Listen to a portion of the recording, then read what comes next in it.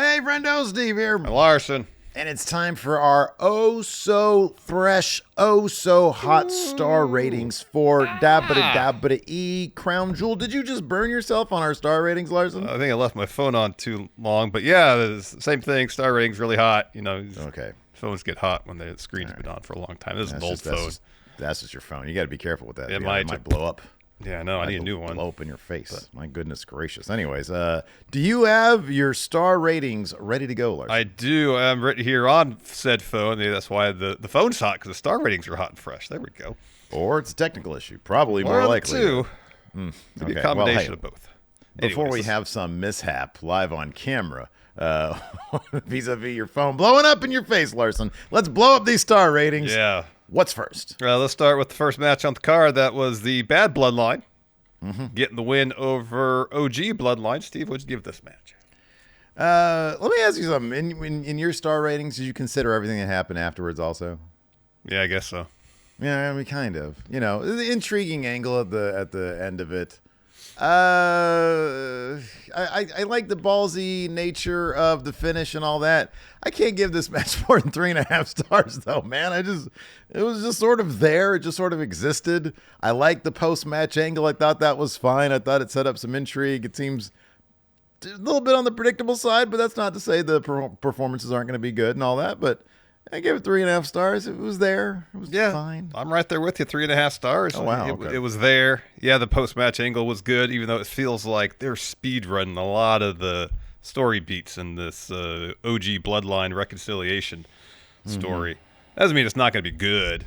Yeah. But, you know, it feels like their story they could milk from this rather than just kind of speed running it. I get it. They got a time frame they need to hit. That's War Games. They need them all back together by War Games. Yep. Yeah, this match was fine. You can't really say much more than that, though. It was all right. I saw Meltzer described it as a house show match. I don't know if I go that far.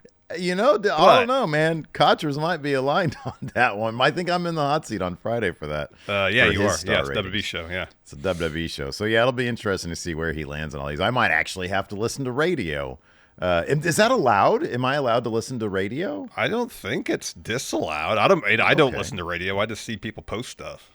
Yeah, same. Yeah, I saw something similar as well. He was like, the match was sort of there. Yeah. So, all right. Well, yeah, we're on the same page there. What's next? Next, let's talk the women's tag titles 4-way match. Jade Bianca retained those titles. In a lot of respects, well, actually, basically every respect, I thought this was the most creatively booked match of the night. A lot of really good, creative, inventive spots. Thought there was a lot of really good back and forth. It wasn't exactly the most dramatic match because I think we all kind of thought that Jade and Bianca were going to walk out still champions. Nonetheless, in terms of the execution of the match itself, I thought it was really, really good. I gave it 3 3/4 stars. I thought this was a lot of fun. I agree with everything you said, except I went a little bit higher just because I like so many of the participants in this match, and I thought it was an awesome showcase also for Lash Legend and Jakar Jackson, who are obviously coming up to Maine. They're transitioning to Maine. Everybody's outfits, in the Saudi Arabia shows, they got to wear the full body suits, and everybody makes the most of that. A lot of star power in this match. I got, the final boss goosebumps watching Lash and Jade go out a little bit. I thought that was fun. And you get Io Sky in a match. So I went 4. I went 4 on this one. All right. I thought I it was awesome. I won't argue with you. I thought you can make the argument that was probably the best match of the whole card. Yeah. That kind of speaks to, it is my highest rated match on the card. Kind of speaks to this was not a wrestling card. No, it was one of those cards where more or less every match was fine, various between fine and pretty good.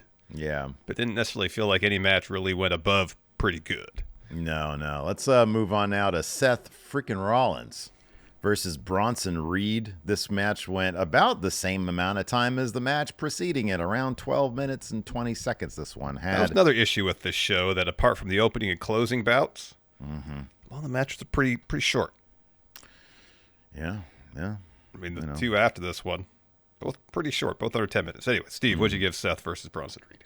I like this. I thought it was a lot of fun for what it was. I gave it 3 3/4 stars because I just thought it was a lot of fun. I love how they're booking Bronson Reed right now. Both dudes, as they say, knew the assignment, and we got just a ton of destruction and fun. And especially, I thought that this went from like a 3.5 star, a 3 1/4 star match, and that finish where Seth just stomps the living crap out of Bronson Reed, and then still as Seth gets his win and leaves, Bronson gets back up. He's like, I want more. I think they're booking Bronson Reed just like what they should have been booking Braun Strowman throughout his career, back starting from like 2017 or so when he had the Roman feud. Yeah. They're doing a phenomenal job with it. They're able to milk the destruction angle.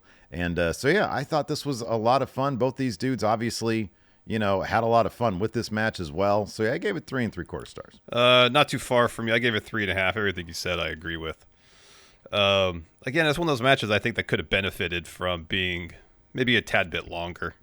Mm-hmm. I'm eager for the match they have where there's no rules, because I think they're both going to get pretty creative with how they implement chaos and destruction and mayhem into that particular bout. So, how about a stomp from the vomitorium? Yeah, something like that. Through a table, why not? Stompatorium, you say?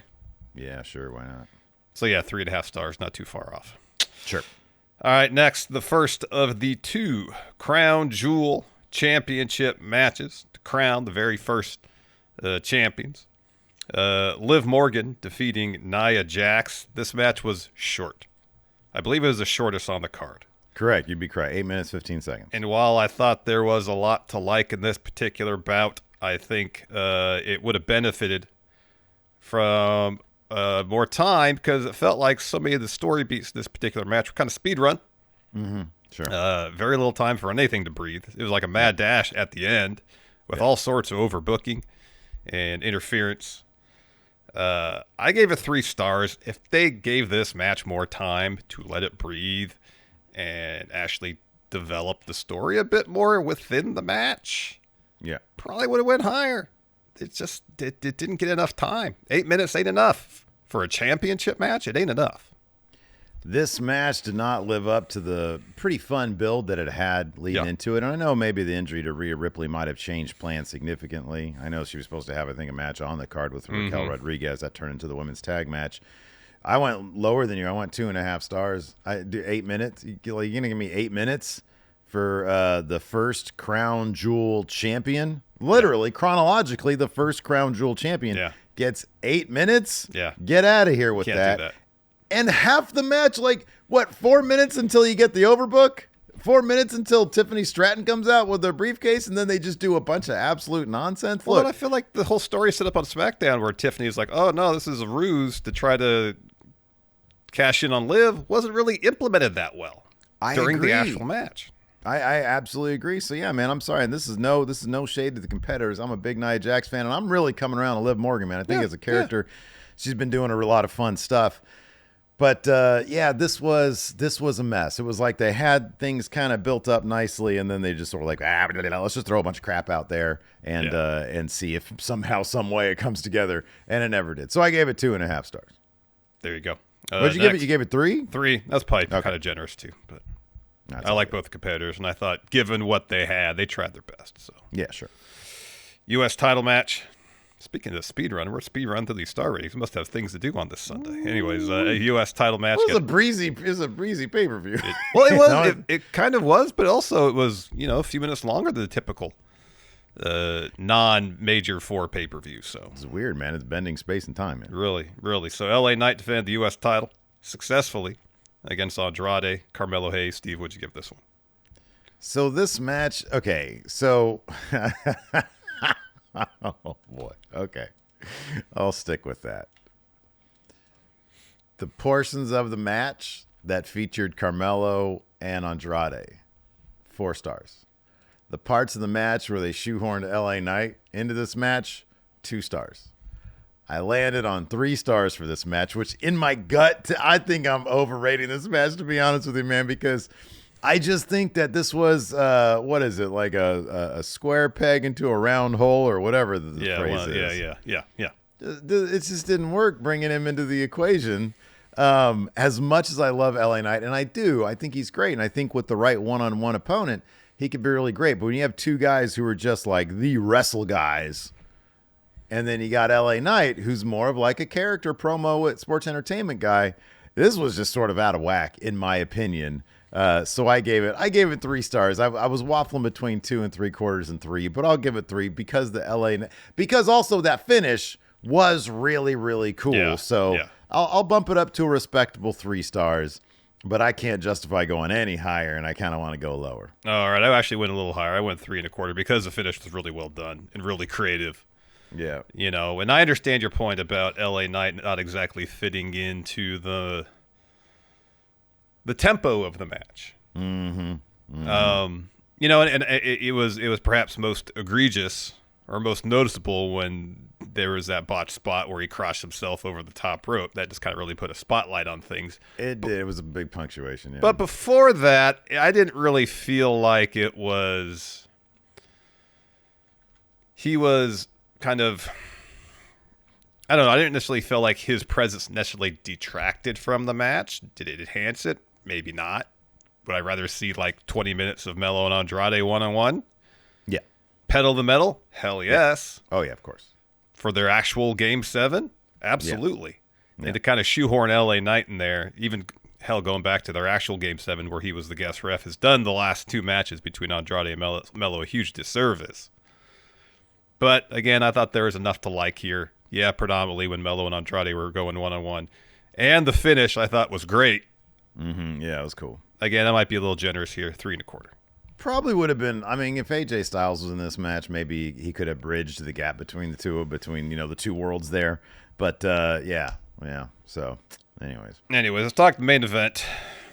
Crown the men's. Oh boy, yeah. Let's hear it, Larson. What do you have? Crown Jewel Championship. Yeah, Cody beating Gunther. Again, it's not the issue that Cody won. I went into it ad nauseum. No, it's not. If it was a sensible, story-driven, and I saw someone on social media say the story here is that Gunther had a strategy. He was going to choke Cody out and was not willing to deviate from that strategy, and that is why he lost. I understand that when your name is the ring general.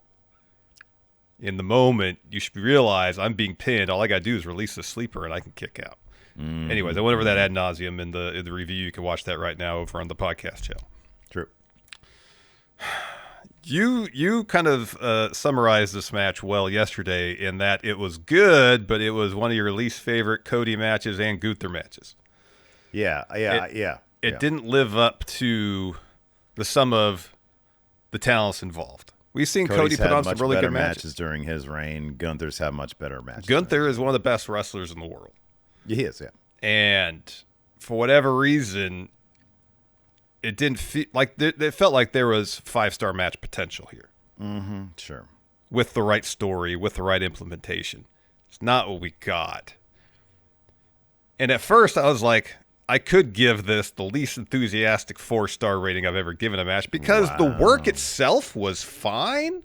Yeah. It didn't feel like they had much to work with from a story perspective during the course of the bout. They did. And no kind of stories involving Cody or Gunther were necessarily furthered during this match either. It was just Cody's better. In the end of the day, Cody's more of a ring general than Gunther is. That's effectively the punctuation on it. And so I thought about it more. If I'm not enthusiastic about giving a match 4 stars, I can't give it 4 stars. Why would you? Yeah, there's no point. That's like it's just giving it 4 stars because of the participants, not because of the quality of the match. Yeah, right. So I landed on 3 3/4. It was good, but at the same time, kind of underwhelming, given the possibilities of what we could have got given the participants. It's kind of what I landed on.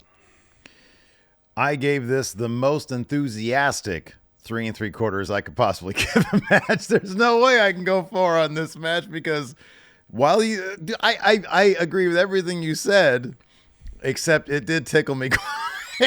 Oh, and that's simply my personal pettiness. I had a feeling Cody was going to win this match once I found out that the Bloodline was opening it. I was like, oh, they're going to kick things off here with Cody winning, aren't they? And I'm sorry, they're going to end things on Cody winning. And it's just a question of how are they going to get there? Is Goldberg going to show up? And then it was Goldberg's not even in town. And is Kevin Owens going to somehow cost Gunther this match in trying to cost Cody this match, and they didn't even do that. And I kind of appreciate that they didn't overbook it. They told the story, and I think that social media post that you reference is probably spot on. I think that's a good one, you know. So the end did tickle me, but I'm trying to be honest with, you know, how I actually viewed the match. Can't go 4 on this one. I went 3 3/4 because, and even, dude, I'll be honest with you. Even so, how long this match was? This match was 23 minutes long. I feel like they could have told they could have built to that moment a lot better. Also, like Cody could have been like in dire straits. And this felt more like gotcha, as opposed to a, man, that might have not happened. You know, that there's a possibility, like, I'm lucky I got what I got. Because I feel like that's how the two guys should be booked. Cody's the resilient guy. Yeah. But they did it the way they did it. 23 minutes. They probably should have given us something a bit better than that. Yeah.